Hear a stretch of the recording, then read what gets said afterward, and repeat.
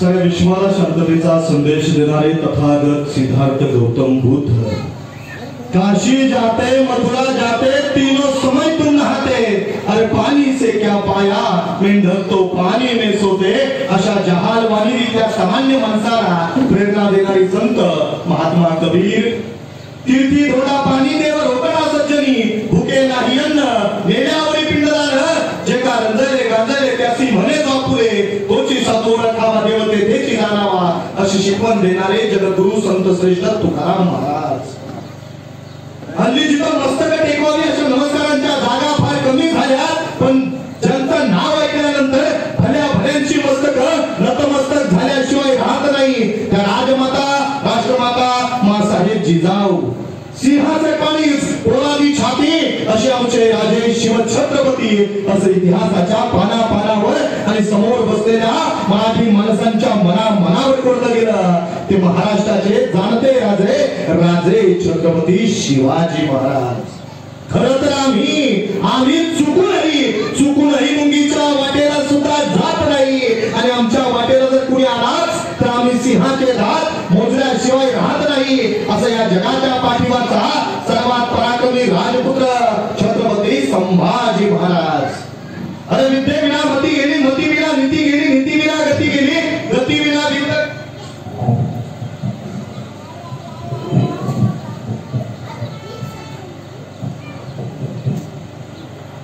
अरे विद्ये विना मती गेली मती विना नीती गेली नीती विना गती गेली गती विना वित्त गेले वित्ता विना शूद्र खचले इतके अनर्थ भक्त आणि भक्त अविद्येने केले असं इथल्या सामान्य माणसाच्या घराघरापर्यंत जाऊन दारादारापर्यंत जाऊन प्रत्येकाला शिक्षणाचं विद्येचं महत्व पटवून सांगणारे क्रांतीसूर्य महात्मा ज्योतिराव फुले श्री शिक्षणाच्या देवता क्रांतीज्योती सावित्रीबाई फुले भारतीय राज्यघटनेचे शिल्पकार भारतरत्न विश्वरत्न बोधिसत्व डॉक्टर बाबासाहेब आंबेडकर ही पृथ्वी शेषाच्या मस्तकावर तरी नसून इथल्या कामकरी कष्टकरी समाजाच्या तळहातावर स्थिरावलेली आहे असा साहित्यवादी सिद्धांत मांडणारे साहित्य रत्न अण्णाभाऊ साठे लहुजी वस्ताद या सगळ्याच महापुरुषांच्या विचाराला कार्यकर्तृत्वाला त्यागाला संघर्षाला त्यांच्या पराक्रमाला आपल्या सगळ्यांच्या साक्षीने त्यांच्या गजरात एकदा त्रिवार मुद्रा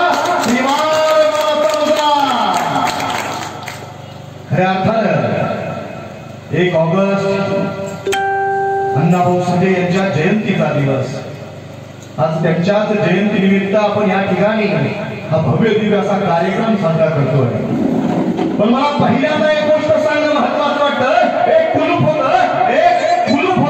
कुलूप बंद होतं आणि हे बंद असलेलं कुलूप उघडायचं होतं बंद असलेलं कुलूप उघडायचं होतं चावी सापडत नव्हती आणि चावी सापडत नसल्यामुळं एक हातोडा समोर आलाय आणि हातोड्यानं काय करावं बंद कुलपावरती घाव घालायला सुरुवात केली आहे एक घाव दोन घाव तीन घाव घावावर घाव घालायला सुरुवात केली आहे कुलूप बंद आहे हातोडा घाव घालतोय आणि हातोडा घाव घालत असताना त्या ठिकाणी हातोडा जमला थाकला बाजूला जाऊन बसला कुलूप काही उघडलं नाही हातोडा विचार करतोय माझ्याकडलं कुलूप का उघडलं गेलं नाही काय कमी पडलं हातोडा विचार करत असताना एक छोटीशी चावी समोर आली आहे आणि चावी हातोड्याला म्हणतीये दादा मी प्रयत्न करून बघू का मी कुलूप उघडून बघू का त्यावर हातोडा म्हणतोय अगं किल्ले एवढीशी दूर आणि एवढा बल्हाट्य मी पण मला जे शक्य झालं नाही ते तुला जमणार तरी कसं किल्ली म्हणते दादा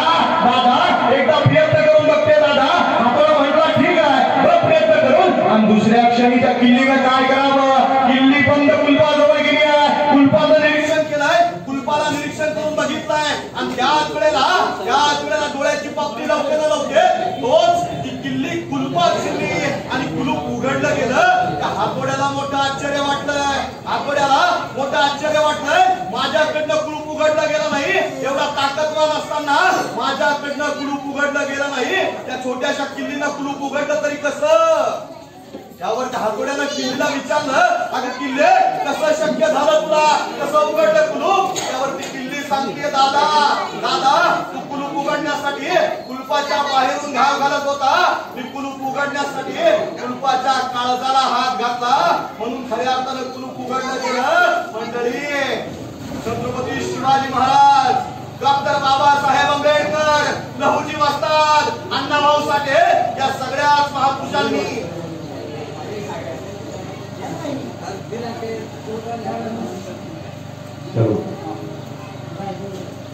खऱ्या अर्थानं छत्रपती शिवाजी महाराज, डॉक्टर बाबासाहेब आंबेडकर, लहुजी वस्ताद, अण्णाभाऊ साठे, महात्मा ज्योतिराव फुले या सगळ्याच महापुरुषांनी इथल्या सामान्य माणसाच्या काळजाला हात घातलाय.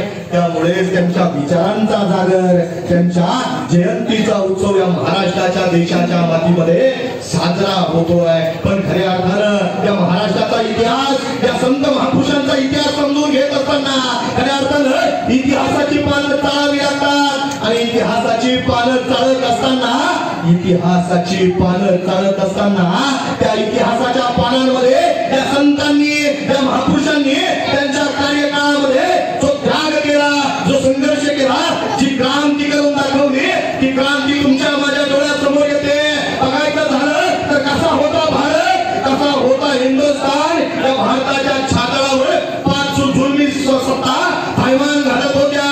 आदिलशाही, निजामशाही, कुतुबशाही, इमादशाही, बिरादशाही, इंग्रज, डच, मोगल, पोर्तुगीज, सिद्धी अशा चहूबाजूला राष्ट्र भेटलं गेलं होतं.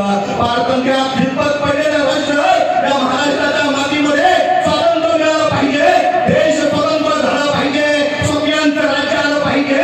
यासाठी जिजाऊ साहेबांच्या संस्कारात छत्रपती शिवाजी महाराज उभे राहिले आणि छत्रपती शिवाजी महाराजांनी गुलामगिरीचं जोखड उचलून फेकलं आणि रयतेचं राज्य या महाराष्ट्राच्या, या भारताच्या मातीमध्ये निर्माण केलं. आणि हे राज्य उभं राहिल्यानंतर 18 पगड जातींना, 12 बलुतेदारांना न्याय दिला जाऊ लागला. शिवछत्रपतींनी इथल्या माणसाला जगण्यासाठी स्वराज्य निर्माण केलं. आणि पाहता पाहता काळाची पावलं पुढं सरकत जात आहे. छत्रपती संभाजी महाराज स्वराज्याच्या गादीवर आले. औरंगजेबाची नौबत धुंद दिली, संभाजीराजांचं बलिदान झालं.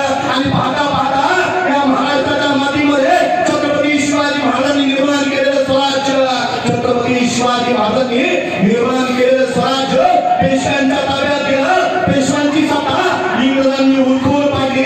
आणि इंग्रजांनी उलथून पाडल्यानंतर शिवाजी महाराजांनी ज्यांना न्याय दिला होता, त्या माणसांना अधिकार दिला गेला होता.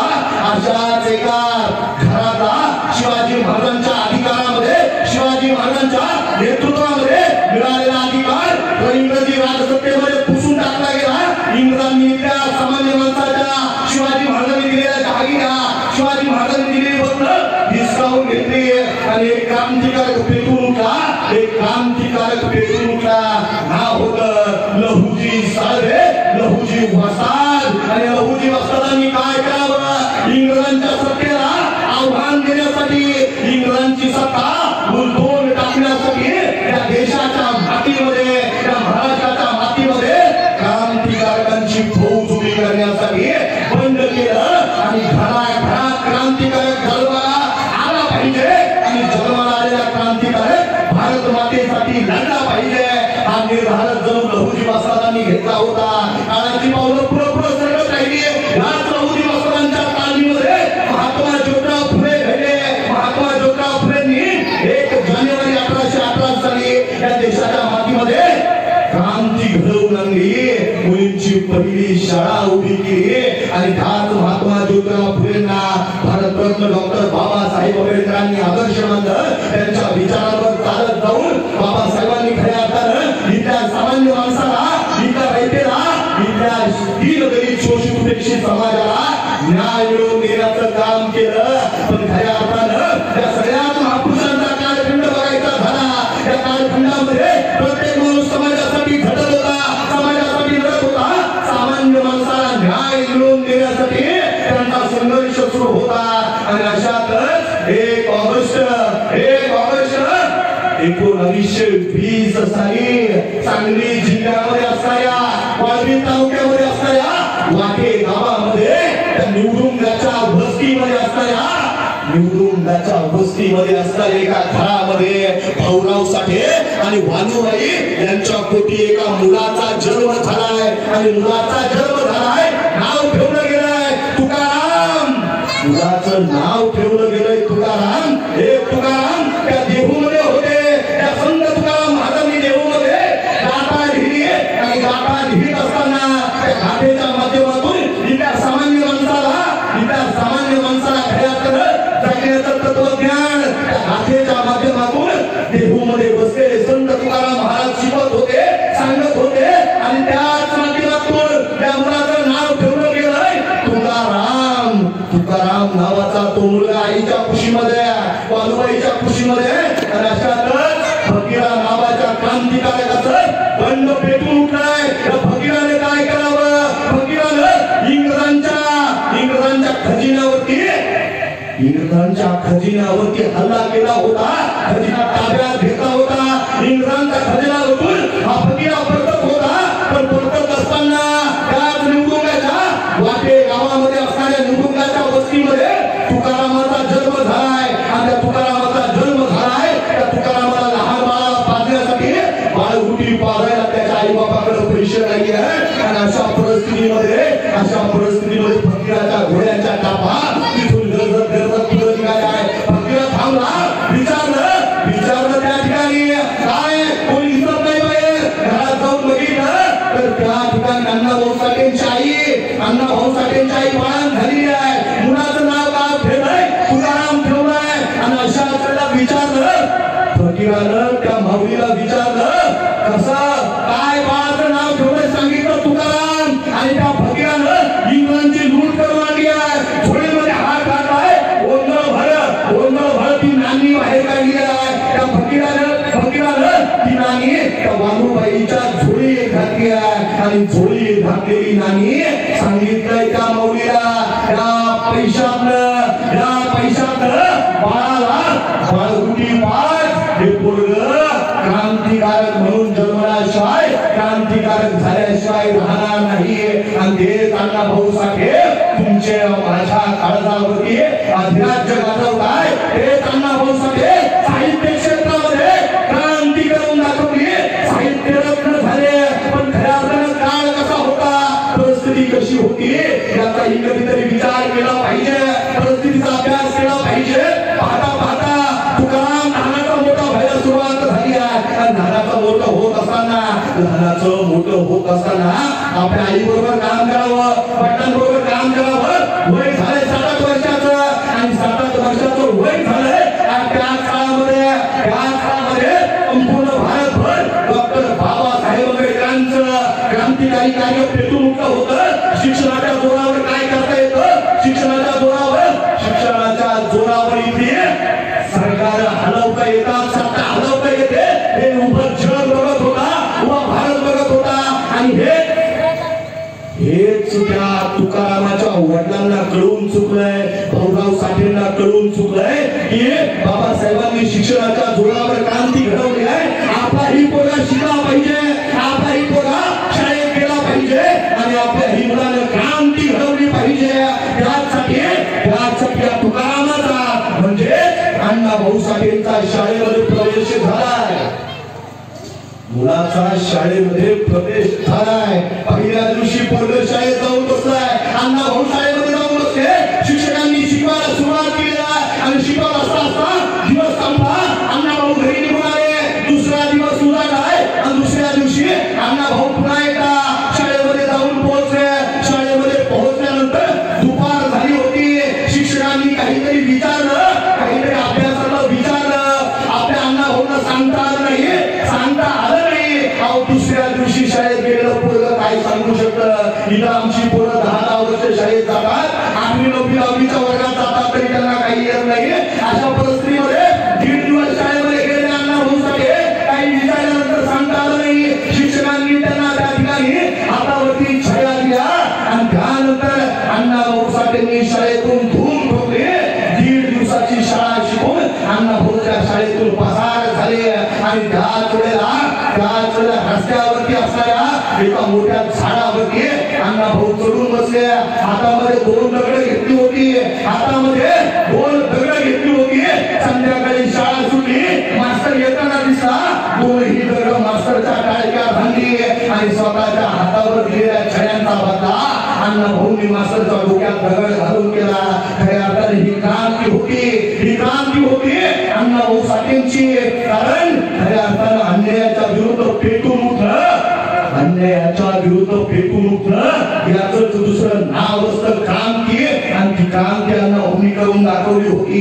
पाहता पाहता अण्णाभाऊ साठेंचे आई वडील भाऊराव साठे आणि भानुबाई साठे आपल्या मुलांना घेऊन निघाल्या मुंबईच्या दिशेनं. आता मुंबईच्या दिशेनं का तर मुंबईत गेलं पाहिजे, काम धंदा केला पाहिजे, काम धंदा शोध केला पाहिजे, दोन पैसे मिळाले पाहिजे, कुटुंबाचा उदरनिर्वाह झाला पाहिजे. त्याच्यासाठी सगळे निघाले मुंबईकडे. मुंबईमध्ये येऊन पोहोचले. आता मुंबईमध्ये आल्यानंतर अण्णाभाऊंनी काम करायला सुरुवात केली. अवघं 12-13 वर्षाचं वय आणि 12-13 वर्षाच्या वयामध्ये अण्णाभाऊ गिरणीमध्ये कामाला जात आहे. तत्कालीन काळामध्ये अनेक कामांना भूमी केली.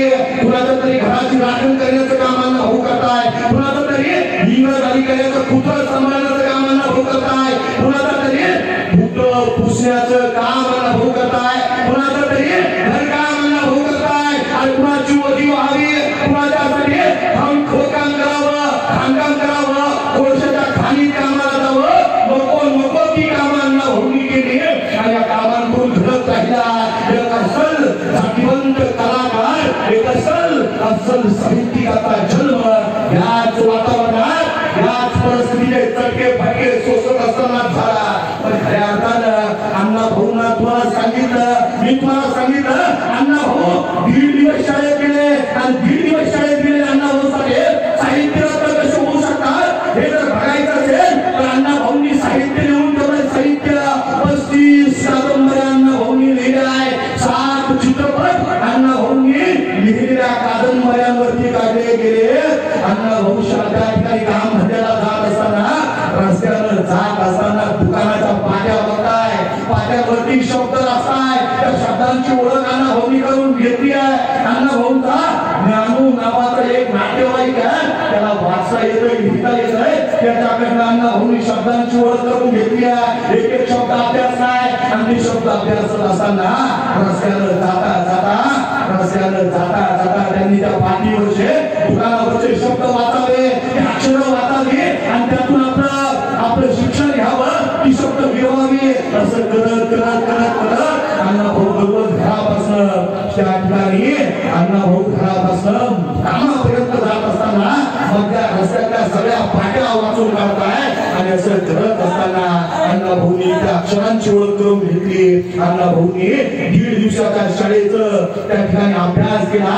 पण तो अभ्यास शाळेत पुरता होता, जगाचा अभ्यास करत असताना अण्णाभाऊंनी माणसं वाचली, माणसांची आयुष्य वाचली, परिस्थिती वाचली. आणि तीच परिस्थिती आपल्या लेखणीच्या माध्यमातून इथल्या सामान्य माणसाची व्यथा अण्णाभाऊंनी समाजापर्यंत पोहोचवण्याचं काम केलं. खऱ्या अर्थानं माझ्यासारखा वक्ता संपूर्ण महाराष्ट्रभर अण्णाभाऊ साठे असतील, छत्रपती शिवाजी महाराज असतील, बाबासाहेब असतील, महात्मा फुले असतील, यांचं चरित्र सांगत फिरतो. पण खऱ्या अर्थानं हे सांगताना मला कधी दम लागत नाही. पण अण्णाभाऊंच्या साहित्याचं, अण्णाभाऊंनी लिहिलेल्या साहित्याची नावं घेताना, साहित्याची यादी वाचताना नक्कीच मला दम लागतो. अण्णाभाऊंनी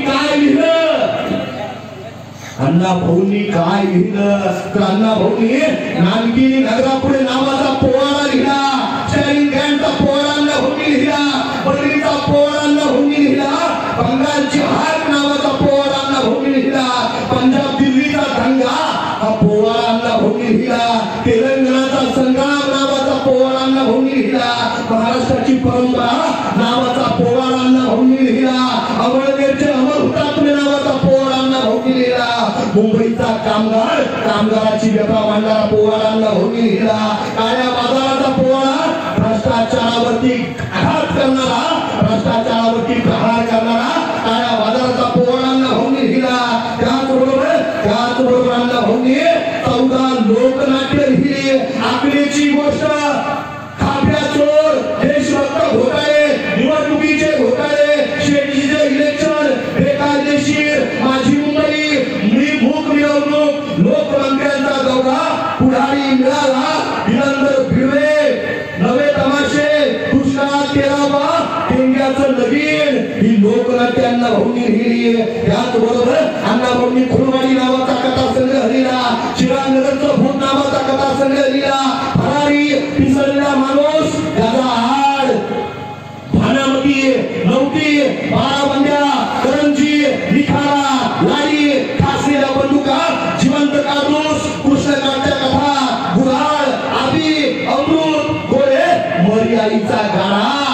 लोककथा अण्णाभाऊंनी त्या काळामध्ये लिहून काढली. अण्णाभाऊंनी कादंबऱ्या लिहिल्या, 35 कादंबऱ्या अण्णाभाऊ लिहितात. चित्रा नावाची कादंबरी, वारणेच्या खोऱ्यात क्रांती करणारा सत्तू अण्णांनी वारणेच्या ग्रंथामध्ये, वारणेच्या खोऱ्यात नावाच्या ग्रंथामध्ये रेखाटला.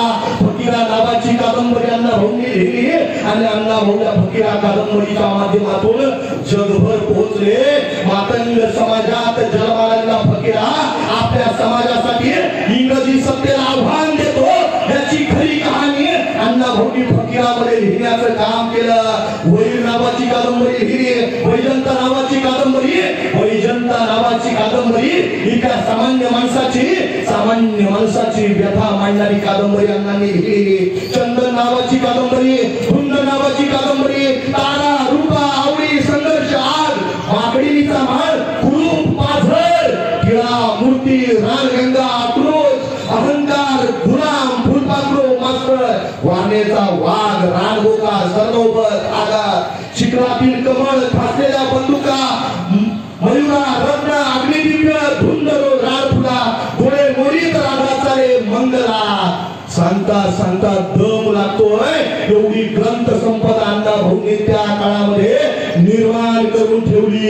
शाळेत गेले होते फक्त 1.5 दिवस, पण 1.5 दिवस शाळेत जाऊनही अण्णाभाऊ जगण्याचं तत्वज्ञान या जगामध्ये शोधलं आणि त्या शोधाच्या माध्यमातून ही ग्रंथ संपदा निर्माण झाली. अण्णाभाऊंनी लिहिला फकीरा कादंबरी रशियापर्यंत जाऊन पोहोचली. रशियामध्ये लोकांनी वाचली. अण्णांनी लिहिलेला स्टॅलिन ग्रँडचा पोवाडा, रशियन क्रांतीवरती आधारित असणारा स्टॅलिन ग्रँडचा पोवाडा रशियापर्यंत पोहोचला. रशियातल्या लोकांनी वाचला. अण्णाभाऊ साठेंना रशियामध्ये बोलावून घेतलं आणि भारतामध्ये असं म्हणतात साहेब, जिथं माणूस मेल्यावर मोठा होतो त्या राष्ट्राला महाराष्ट्र म्हणतात. आमच्या अण्णाभाऊंना त्या काळामध्ये आमच्या लोकांनी स्वीकारलं नाही, आमच्या लोकांनी साथ दिली नाही. रशियातल्या लोकांनी अण्णाभाऊंचं कर्तृत्व ओळखलं, रशियातल्या लोकांनी अण्णाभाऊंचं व्यक्तिमत्व ओळखलं. अण्णाभाऊंना रशियामध्ये बोलावून घेतलं आणि रशियामध्ये बोलावून अण्णाभाऊंचा यशोचित सत्कार केला, सन्मान केला. आणि त्याच रशियाच्या प्रांतामध्ये परदेशामध्ये चौकात उभा राहून छत्रपती शिवाजी महाराजांचा पोवाडा अण्णाभाऊंनी रशियन लोकांना ऐकवला. हा खऱ्या अर्थाने महाराष्ट्राचा इतिहास आहे, महाराष्ट्राची विचारधारा आहे.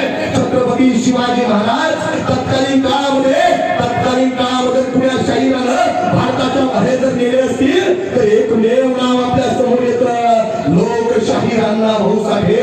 लोकशाहीर अण्णाभाऊ साठे. अण्णाभाऊ साठेने इथल्या व्यवस्थेवरती प्रघात घालत असताना, इथल्या व्यवस्थेवरती प्रहार करत असताना अण्णाभाऊ साठे वेळोवेळी इथल्या माणसाला, इथल्या दीनदलित उपेक्षित समाजाला स्वतःच्या जबाबदारीची, स्वतःच्या परिस्थितीची जाणीव करून देत आहे. भारताला स्वातंत्र्य मिळालं होतं, भारताला स्वातंत्र्य मिळालं होतं 15 ऑगस्ट 1947 ला आणि 15 ऑगस्ट 1947 ला या भारताला स्वातंत्र्य मिळालं. भारत स्वतंत्र झाला आणि दुसऱ्याच दिवशी म्हणजे 16 ऑगस्ट 1947च्या दिवशी लोकशाहीर अण्णाभाऊ साठेंनी 20,000 कामगारांना एकत्र केलं आणि मुंबईमध्ये मोर्चा काढला आणि अण्णाभाऊंनी ठणकावून सांगितलं, ये आजादी झूठी है, ये आजादी झूठी है, देश की जनता भूखी है. ये आजादी झूठी है, देश की जनता भूखी है. अण्णाभाऊ या माध्यमातून सांगतात की त्या सामान्य माणूस कुठल्या माध्यमातून स्वतंत्र झालाय, त्याची परिस्थिती तीच आहे, त्याच्या वाट्याला आलेले कष्टही तेच आहे आणि त्या कष्टामध्ये कितपत पडायचं, कष्ट करायचे, स्वतःचं पोट भरायचं, एवढीच त्या माणसाच्या वाट्याला काहीतरी एवढं झालेलं आहे. अण्णाभाऊंनी त्या माध्यमातून ठणकावून सांगितलं, डॉक्टर बाबासाहेब आंबेडकरांचं निधन झालं. डॉक्टर बाबासाहेब आंबेडकरांचं निधन झालं आणि निधन झाल्यानंतर बाबासाहेबांच्या स्मृतींना, बाबासाहेबांच्या विचारांना मानवंदना देण्यासाठी तत्कालीन काळामध्ये सगळे कलावंत एकत्र आले होते. सगळ्या कलावंतांनी एकत्रित येऊन सगळ्या कलावंतांनी एकत्रित येऊन इथल्या कलावंतांनी बाबासाहेबांना मानवंदना द्यावी यासाठी एकत्रित कलावंत आले होते. आणि अशातच वामनदादा कर्डक अण्णा भाऊंच्या शेजारी बसलेले आणि अण्णा भाऊंच्या शेजारी बसलेले वामनदादा कर्डक अण्णा भाऊंकडे बघताय. बाबासाहेबांच्या शोक सभेमध्ये शांत बसलेले अण्णा भाऊ साठे बघितले आणि वामनदादा कर्डकांनी विचारलं, अरे अण्णा शांत का बसताय? अण्णा जा बाबासाहेबांवरती काहीतरी आदरांजली मांड, बाबासाहेबांना आदरांजली दे. त्या वेळेला अण्णा भाऊंनी काय करावं? अण्णा भाऊंनी लेखणी हातात घेतली, कागद हातात घेतला, काहीतरी रेखाटलं, काहीतरी लिहिलं आणि तो लिहिलेला कागद घेऊन अण्णा भाऊ साठे व्यासपीठावर गेले. शोक सभेच्या व्यासपीठावर जाऊन अण्णा भाऊंनी लिहिलेलं वाचायला सुरुवात केलं. बाबासाहेबांना आदरांजली देताना अण्णा भाऊंनी लिहिलं होतं, जग बदल घालुनी घाव. काय लिहिलं होतं? जग बदल घातली घाव, सांगून गेले आम्हाच भीमराव, गुलामीच्या चिखलात तुळ बसला ऐरावत. अण्णा भाऊ म्हणतात ऐरावत म्हणजे हत्ती, आणि इथला जो काम करी कष्टकरी कामगार समाज आहे, शेतकरी समाज आहे, तो म्हणजे ऐरावत आहे. पण इथल्या राजवटीमध्ये अडकून पडलाय, इथल्या प्रथेमध्ये अडकून पडलाय, इथल्या व्यवस्थेमध्ये अडकून पडलाय, त्याला बाहेर काढलं पाहिजे. अण्णा भाऊ सांगतात जग बदल घालुनी घाव, सांगून गेले आम्हा भीमराव, गुलामीच्या चिखलात उतरून बसला आता ऐरावत. अंग झाडून निघवायरी, अंग झाडून निघवायरी, ढेपीवरती धाव, धनवंतांनी अखंड पिळले. अण्णा भाऊ लिहितात, धनवंतांनी अखंड पिळले, धनवंतांनी ही लुटले, मगरीने जणू मानिक गेले, चोर झाले साव, फलवून आम्हा ही नवमानिक, जन्मो जन्मे करून अंकित, जीने नादून अवमानित, निमोने हा भेदभाव, एकजुटीच्या या रथावरती आरूढ होऊ चलबाल पूर्ती, नव महाराष्ट्र निमू जगती तरी प्रकट नीच व्हाव. खऱ्या अर्थाला इथल्या सामान्य माणसाला लढण्यासाठी प्रेरणा देणारे आणि बाबासाहेबांचा आदर्श डोळ्यासमोर घेऊन खऱ्या अर्थाला इथल्या मातीत क्रांती घडवणारे अण्णा भाऊ साठे खरंच आपण वाचले पाहिजे. अण्णा भाऊंनी खूप मोठं साहित्य लिहून ठेवलंय. ते साहित्य आज आमच्या पिढीनं वाचणं गरजेचं आहे, आमच्या मुलांनी वाचणं गरजेचं आहे. नाहीतर काय होतंय, आजच्या परिस्थितीमध्ये संपूर्ण महाराष्ट्र आणि महाराष्ट्राबाहेर फिरत असताना मला एक गोष्ट बघायला मिळते आहे. आज आमच्या मुलांना, आमच्या तरुणांना आमचे महापुरुष माहिती नाही. आमच्या महापुरुषांनी, आमच्या या महापुरुषांनी जे जे विचार या मातीत पेरले, ते विचार आमच्या तरुणांनी डोक्यात घेतले नाही. तर डोक्यावर घेण्याचा प्रयत्न आहे, पण डोक्यावर विचार घेण्यापेक्षा डोक्यात घेणं तितकंच गरजेचं आहे. आणि ज्या वेळेला आमच्या महापुरुषांचे विचार आमच्या डोक्यात जातील, त्यावेळेला खऱ्या अर्थानं समाजामध्ये क्रांती होईल, परिवर्तन होईल. आणि त्या परिवर्तनाच्या माध्यमातून बाबासाहेबांना अपेक्षित असणारा समाज, अण्णा भाऊंना अपेक्षित असणारा समाज, छत्रपती शिवाजी महाराजांना, महात्मा ज्योतिराव फुलेंना अपेक्षित असणारा समाज खऱ्या अर्थानं निर्माण होईल. नाचू कीर्तनाच्या रंगी, ज्ञानदीप लावू जगी, असे म्हणणारे संत श्रेष्ठ नामदेव महाराज आज आम्हाला कुठं शोधूनही सापडत नाही. पण शेठ तुम्ही नादच केलाय थेट, अशी म्हणणारी पोरं चौकात चौकात भेटायला लागली आणि आमची विचारांची जगण्या वागण्याची दिशा हरवली. इस कदर वाकिफ है मेरी कलम मेरे जज्बातों से, अगर इश्क लिखना चाहूं तो इनकलाब लिखा जाता है. असे म्हणणारे भगत सिंग आज आम्हाला कुठे शोधूनही सापडत नाही. पण तुम मेरी नहीं हो सकती तो फिर किसी की भी नहीं हो सकती, अशी म्हणणारी पोरं शाळा कॉलेजात भेटायला लागली आणि आमची जगण्या वागण्याची दिशा बदलली. तुम मुझे खून दो मैं तुम्हें आजादी दूंगा, असे म्हणणारे नेताजी सुभाषचंद्र बोस आज मला कुठे शोधूनही सापडत नाही. पण तुम मुझे तंबाखू दो मैं तुम्हें चुना दूंगा, अशी म्हणणारी पोरं कट्ट्यावर चौकात गावागावात भेटायला लागली. आमची जगण्या वागण्याची दिशा बदलली, आमची जगण्या वागण्याची दिशा बदलली.